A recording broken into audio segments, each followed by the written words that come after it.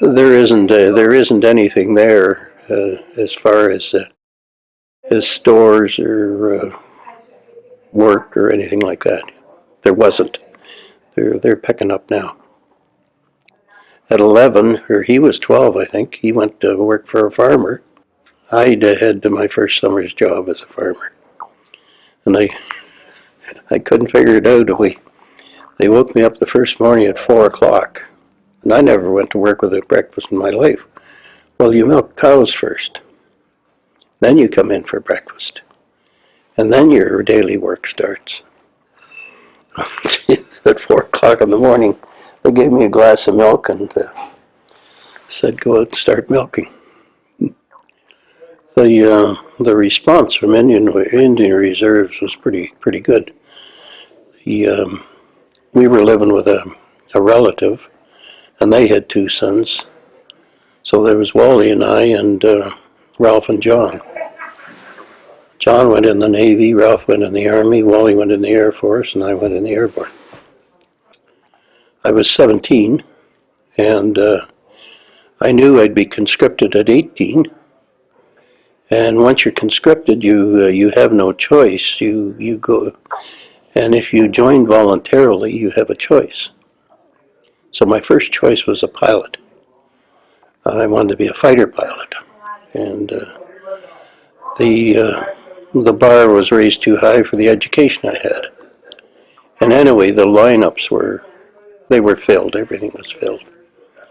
So at the center, I talked it over with the officers there, and they said the big thing is get your basic training, and you can still, after your basic training, you can still make a move to wherever you want. So I joined the Army. That was the easiest, and took basic at Simcoe. And at Simcoe, recruiters were going around looking for volunteers for airborne. It was something new. I think there was 500 or 600 in camp. There was 11 of us picked.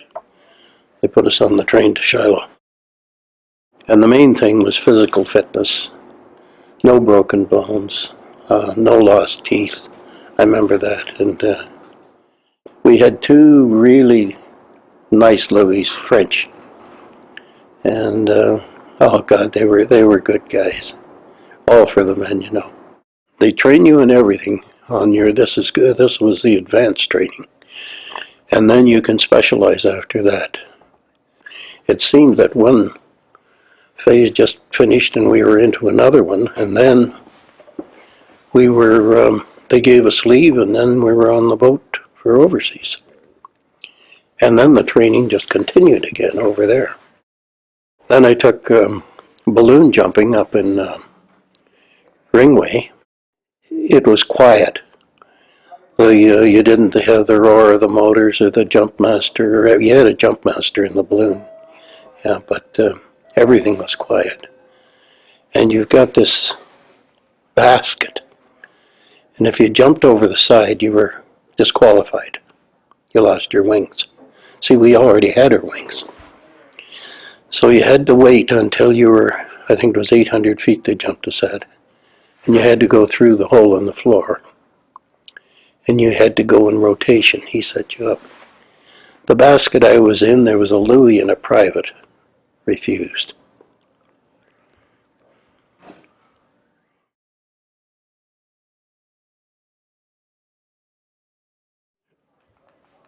It was just like in the aircraft when a person refused, they broke down.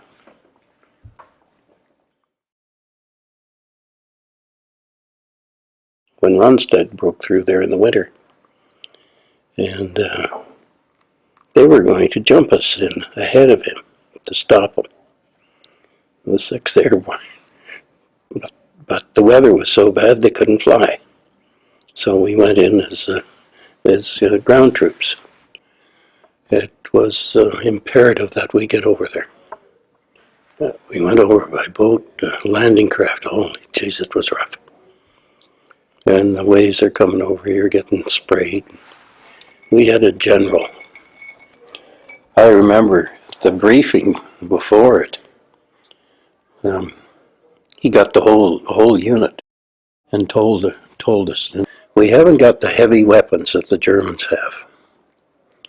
So he said, all I can do is drop you guys on them and you take their weapons away from them. And a cheer went up. I think we were so well trained that it was like parachute jumping. They trained you to step in the door and step out, and I think it was so repetitive you did it automatically. And of course you're going in, and you're never going to be the one that gets hit. So there's nothing to worry about. Yeah, that was another thing Hill said. Just because he's your buddy and he's been wounded, you don't stop. The Germans always said, a wounded man is better than a dead one. He said, that puts 2 men out. And we were being mortared, and we were walking on the sides of the road, and they were mortaring the road. And so if you got down off the side, and a fellow right in front of me, the mortar hit quite a ways away. So when we got up, he didn't get up, so I went and shook him and picked him up. And geez, I turned him over, he was dead. And there was a little wee hole, piece of shrapnel, went into his forehead.